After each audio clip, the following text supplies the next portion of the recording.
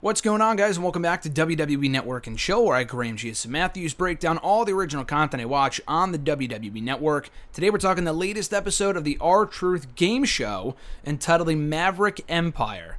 So this went up on Tuesday, didn't have a chance to watch it until Saturday.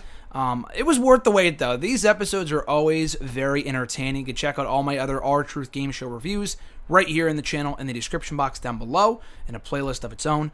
So the first three episodes, the first one had, who was it? Alexa Bliss and Sheamus, I think. The second one had, or the third one had The Miz and Carmella. The second one had Natalya and Drew McIntyre.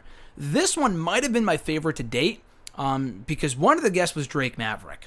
And Drake Maverick and R-Truth, if you watched Raw at any point in 2019, you know they have amazing chemistry. They're so great together. And we also had the return of Roman Reigns, in a way. Obviously, the show is filmed remotely. It would have been cool to see the show filmed in like an actual game studio, whatever. Unfortunately, given the circumstances, you can't do that right now. But they're making the most of it with like the scavenger hunt type of thing, you know, that type of stuff. It's a very fun show. I think this was the longest episode to date at 25 minutes, but again, it's well worth it, and the time absolutely flies by.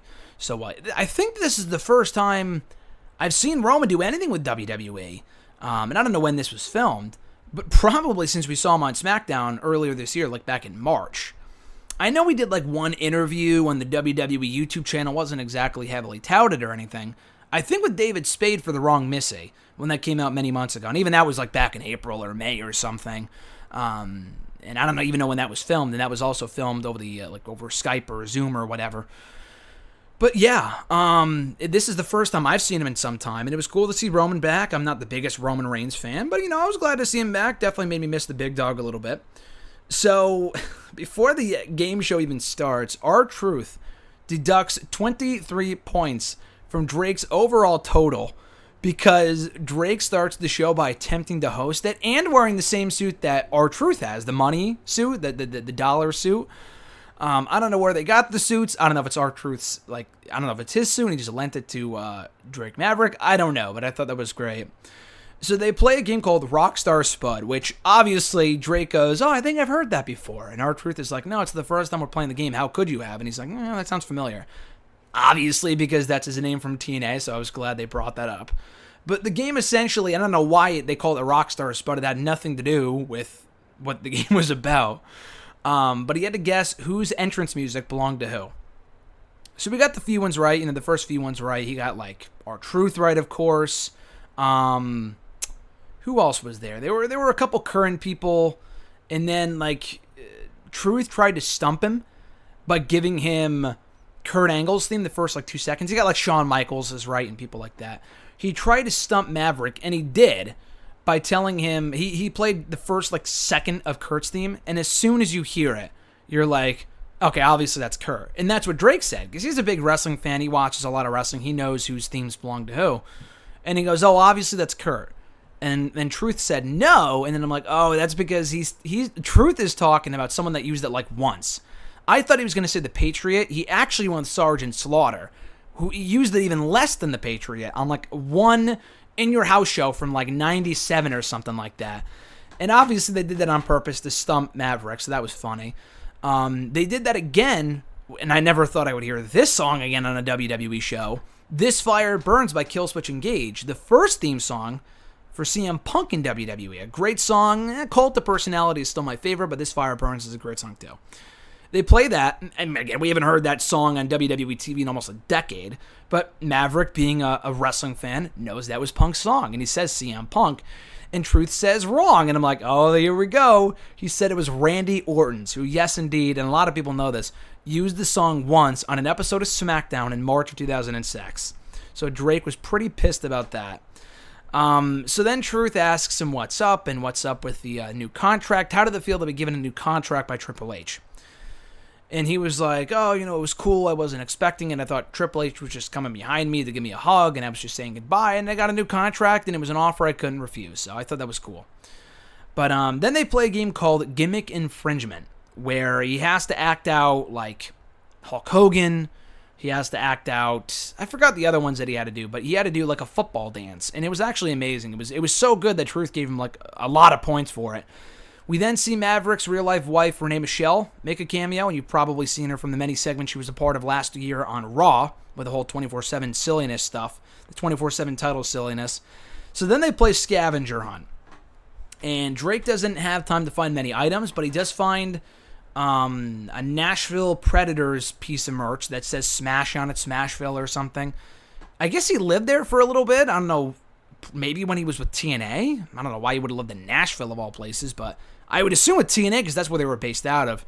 So he shows off that. He shows off one of his cats. He shows off a Rockstar jacket. Truth asked him to show off something he's proud of. He showed his wife. Good answer. He also asked him to show off the 24/7 championship, or like an NXT superstar, and he said himself. And then he said, the 24/7 championship. And Drake's like, I don't have that because you took it from me, which was amazing. And then they play a game of rock, paper, scissors to close out this section, to close out this part of the episode, where Maverick wins. I don't know if it was one or a best of three. I don't remember.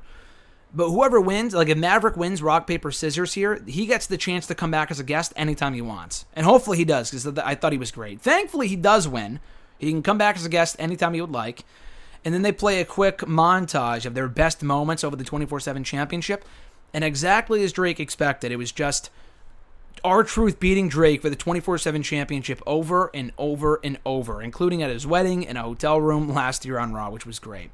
So the second part of the episode, as I mentioned earlier, features the return of Roman Reigns. They play some trivia. It doesn't get all the questions right, but he got some of them right. He names all the NOYE family members in the Hall of Fame, including Peter Maivia and the Head Shrinkers and people like that. He talks about the first pay-per-view the Shield was a part of, who he beat to become the number one contender to the FCW Heavyweight Championship fucking 12, 13 years ago. That's a long time. Probably like 10 years ago, actually. But I'm surprised he remembered that. It was actually Dean Ambrose and Seth Rollins. I'm surprised they would mention Dean Ambrose in this format, but they did. Cool to see it. And then he asks him what's up as well, and they talk real briefly about riding with each other and stuff like that. I guess R-Truth and Roman are pretty close. So then, this was kind of cool. He asks Roman, so he shows him a picture of like a match from WrestleMania. For example, Michael Cole from WrestleMania 27, or Andre and Hulk from WrestleMania 3, or Shawn and Razor from WrestleMania 12. He not only has to say where WrestleMania it is, he also has to say the WrestleMania in Roman numerals. So, for example, WrestleMania 3 would be WrestleMania III. WrestleMania 27, WrestleMania, that would be XXVII. He got the 29 one wrong when the Shield won their WrestleMania debut at 29. He said XXVIII, but obviously with the 4, there's no 4 I's. You do the one before the 5.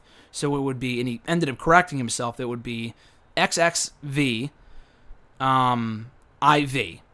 So like you put the 4 before the 5. But anyway, so I thought that was cool.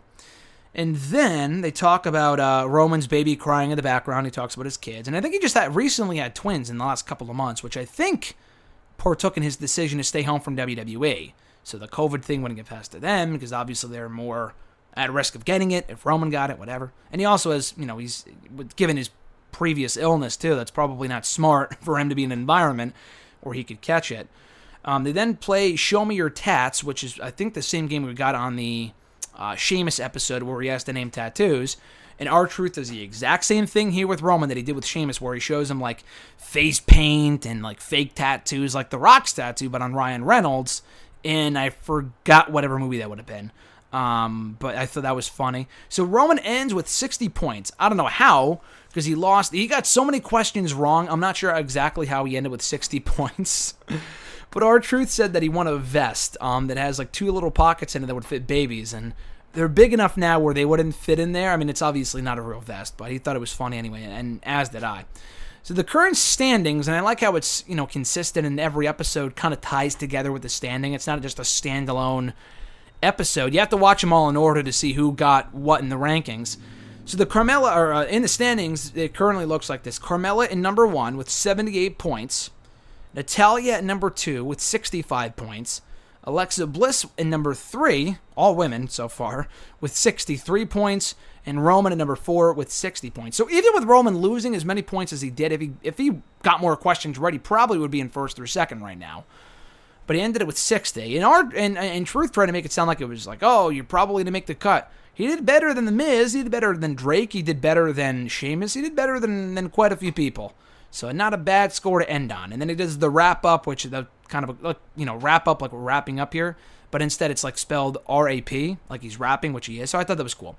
Does the wrap up, and that was it. So a very entertaining episode, as always, of the R-Truth Game Show. Check it out right now on the WWE Network. Truth made it sound like at the end there's going to be more episodes. I think he filmed an episode. I forgot with who else, but he mentioned it recently on Raw Talk. So there's definitely more episodes to come on the WWE Network. Check them out. And when they do go up, I'm sure I'll be breaking it down either this coming Friday or this coming Sunday, next Sunday. So keep an eye out for those as well.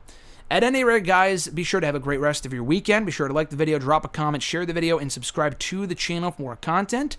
And that's about it. Check out WrestleRant.com as well. All no URL for nextwrestling.net. That still works too. But be sure to check out WrestleRant.com. I'm starting to add all the videos that I do here there as well. So all the new videos that go up here on the channel, except for like the excerpts and shit like that, which are already on the website, I'm going to link those, and like the first thing that you see on the website when you click on it, like one of the thumbnails for these videos will be on the website. So I'm trying to make it all WrestleRant related, like videos, articles, podcasts, everything will be in one place on the website as well. So at any rate, guys, have a great one. Enjoy the rest of your weekend. Like I said earlier, I'm Graham G. Matthews, and I'll catch your ass down the road.